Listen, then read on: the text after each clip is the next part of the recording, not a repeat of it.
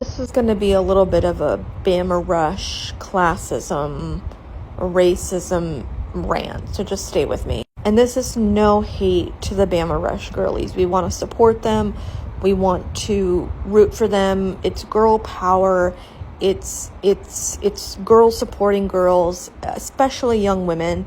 And we want to hope that these young women will be better than the generation that came before them. And by that, I don't mean last year's girlies. I mean the literal generation before them. But there's this ethos amongst millennials that racism is going to die out, right? And, white people will become the minority. We already know this statistically. Phenotypically, racially, and ethnically, white people are no longer going to be the majority within the next 10 years, right? And thank fucking God. To make a long story short, what concerns me and makes me doubt that racism is going to die off with Gen Z and Gen A is that we just saw a child, a 17-year-old, execute a black man for dancing.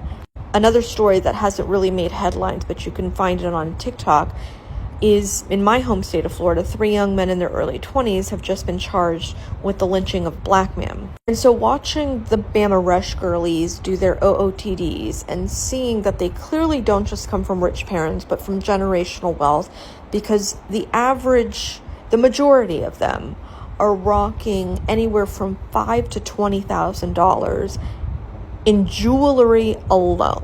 Okay? Nothing to say of what their parents are paying for tuition, dues, for the Pan-Hellenic societies that they're rushing for.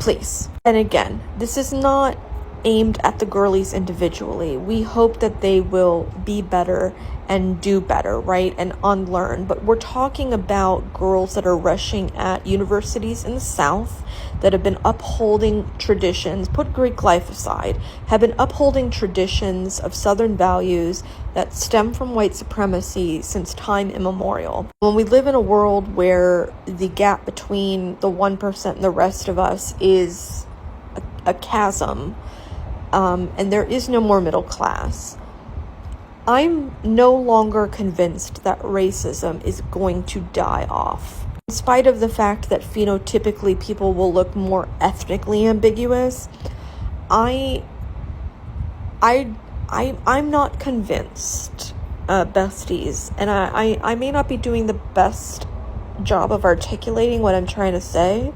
Maybe, besties, you can help me work through this, but I feel like it's going to get to the point where the classism